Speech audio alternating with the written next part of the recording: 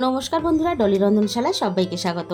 আর আজকে তোমাদের সাথে শেয়ার করব শাপলার একটা দারুণ রেসিপি। আর এই বর্ষাকালে মাঠে ঘাটে পুকুরে প্রচুর পরিমাণে কিন্তু শাপলা ফোটে, আর তার জন্য কিন্তু বাজারে প্রচুর পরিমাণে শাপলাও পাওয়া যায়। আর শাপলার এই রেসিপি দিয়ে গরম গরম ভাতের সাথে এতে কিন্তু জাস্ট অসাধারণ লাগে।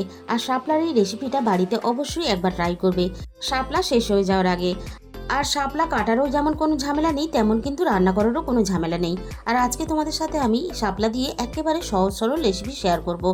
শাপলাগুলো আমি ছাড়িয়ে রেডি করে নিয়েছি। আর শুধু শাপলা নয়, শাপলার এই ফুলের ভিতরে একটা কিন্তু ফল থাকে, এটাও কিন্তু খাওয়া যায়। এটা এখন কচি শাপলা, তাই ফলটাও কিন্তু একেবারে ছোট। এটা যখন বড় হবে আর পাকবে তখন কিন্তু খেতে দারুণ লাগে। এই যে লাল রঙের দানাগুলো দেখছো, এইগুলোই পাকলে খেতে দারুণ লাগে। এক কথায় শাপলার খোসা ছাড়া সবকিছুই কিন্তু শাপলার খাওয়া যায়। আর শাপলার খোসা ছাড়ানোর আগে শাপলাগুলো কিন্তু খুব ভালোভাবে জল দিয়ে পরিষ্কার করে ধুয়ে নিতে হবে। এবার আমি শাপলাগুলোকে কেটে রেডি করে নেব। আর শাপলা কাটার পরে কিন্তু একেবারে ধোয়া যাবে না। সমস্ত শাপলা আমি ছোট ছোট করে কেটে নিয়েছি। এবার তোমাদের আমি দেখিয়ে দেবো শাপলা কাটার পরে এই যে জালিগুলো দেখতে পাচ্ছ শাপলার ভিতরে, এই জালিগুলোর মধ্যে যদি জল ঢুকে যায় তাহলে কিন্তু শাপলা রান্না করার সময় প্রচুর পরিমাণে জল বেরোবে, আর যার জন্য শাপলাগুলো কিন্তু একেবারে নরম হয়ে গলে যাবে। এবার আমি শাপলার মধ্যে স্বাদ মতো লবণ দিয়ে দিলাম। আর শাপলার মধ্যে কিন্তু লবণের পরিমাণটা একটু বুঝে দিতে হবে, কারণ শাপলায় কিন্তু লবণের ভাব একটু বেশি থাকে। আর তার জন্য কিন্তু শাপলার মধ্যে যদি বেশি পরিমাণ লবণ পড়ে যায় তাহলে কিন্তু খেতে একেবারেই ভালো লাগবে না। এবার আমি শাপলাগুলোকে 5 মিনিটের জন্য রেস্টে রেখে দেবো। এবার এই ফাঁকে একটা মশলা বানিয়ে নেব। তার জন্য আমি এখানে একটা বাটি নিয়েছি। এবার আমি বাটির মধ্যে প্রথমে দিয়ে দেব 1 চামচ পরিমাণ হলুদ সর্ষে, আর দিয়ে দেব 1 চামচ পরিমাণ কালো সর্ষে। আর দু রকম সর্ষের সাথেই আমি দিয়ে দেব 1 চামচ পরিমাণ পোস্ত। যেহেতু সর্ষে পোস্তর পরিমাণটা কম, তাই পরে আমি কিন্তু শিলপাটাতে সর্ষে পোস্তটা একসাথে বেটে নেব। মিনিট 5-এর মতো আমি শাপলাটাকে রেস্টে রেখে দেওয়ার জন্য দেখো শাপলাগুলো বেশ অনেকটা কিন্তু নরম হয়ে গেছে। আর এইভাবে কিন্তু শাপলাগুলো হাত দিয়ে একটু চেপে চেপে শাপলার ভিতর থেকে যতটা সম্ভব জল কিন্তু বের করে দিতে হবে। আর লবণ দিয়ে শাপলাগুলো মেখে রাখার জন্য যতটা জল ছাড়া শাপলা থেকে কিন্তু জল ছেড়ে দিয়েছে। আর এর জন্য কিন্তু শাপলাগুলো রান্নার পরে একেবারে গলে যাবে না।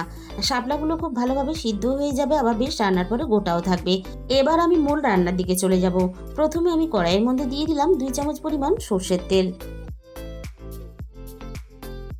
তেলটা আমি প্রথমে খুব ভালোভাবে গরম করে নিয়ে এবার আমি তেলের মধ্যে ফোড়নে দিয়ে দেব অল্প একটু কালো জিরে। এবার আমি তেলের মধ্যে ফোড়নে দিয়ে দেব একটা শুকনো লঙ্কা কুচি। এবার আমি ফোড়নটাকে 30 থেকে 40 সেকেন্ডের মতো একটু নাড়াচাড়া করে ভেজে নেব, ফোড়ন থেকে সুন্দর মিষ্টি গন্ধ বেরিয়ে আসা পর্যন্ত। মাঝারি সাইজের রসুনের কোয়া আমি 4 কোয়া রসুন কেটে রেখেছিলাম, এবার আমি তেলের মধ্যে দিয়ে দিলাম। আমি প্রথমে রসুনটাকে নাড়াচাড়া করে খুব ভালোভাবে বেশ লালচে করে ভেজে নেব, রসুনের কাঁচা গন্ধটা চলে যাওয়া পর্যন্ত। রসুনটাকে আমি নাড়াচাড়া করে খুব সুন্দর করে দেখো লালচে করে ভেজে নিয়েছি। রসুনের গায়ে একটা সুন্দর কিন্তু কালার চলে এসেছে। আগে থেকে এই রান্নার জন্য আমি একটা বড় সাইজের পেঁয়াজ কেটে রেখেছিলাম। এবারে আমি পেঁয়াজ কুচিগুলো রসুনের সাথেই দিয়ে দিলাম। আর যাতে পেঁয়াজটা খুব তাড়াতাড়ি নরম হয়ে ভাজা হয়ে যায় তার জন্য আমি সামান্য অল্প পরিমাণ কিন্তু লবণ দিলাম। আর পেঁয়াজের মধ্যে লবণ দেওয়ার সময় কিন্তু খেয়াল রাখতে হবে, আমরা কিন্তু শাপলাগুলো আগে থেকে লবণ দিয়ে মেখে রেখেছি। এবার আমি রসুন আর পেঁয়াজ একসাথে নাড়াচাড়া করে খুব ভালোভাবে বেশ লালচে করে ভেজে নেব। পেঁয়াজ আর রসুন আমি একসাথে নাড়াচাড়া করে বেশ লালচে করে আমি ভেজে নিলাম। এবার আমি পেঁয়াজের সাথে শাপলাগুলোকে দিয়ে দেব। সমস্ত শাপলাগুলোকে আমি পেঁয়াজের সাথে দিয়ে দিলাম। এবার আমি শাপলাগুলোকে পেঁয়াজের সাথে নাড়াচাড়া করে মিনিট 3-4 মতো খুব ভালোভাবে ভেজে নেব। শাপলাগুলো যদি একটু ভেজে রান্না করা হয় তাহলে রান্নার স্বাদ কিন্তু অনেক বেশি ভালো হয়। আর আমার মনে হয় শাপলা আলাদা করে ভেজে রান্না করার দরকার নেই, এইভাবে পেঁয়াজের সাথে নাড়াচাড়া করে শাপলা ভেজে নিয়ে রান্নাটা কিন্তু করা যায়। শাপলাগুলো আমি পেঁয়াজের সাথে মিনিট 5-এর মতো নাড়াচাড়া করে আমি খুব ভালোভাবে ভেজে নিয়েছি। আর শাপলার একটা দেখো কালারও চেঞ্জ হয়ে গেছে।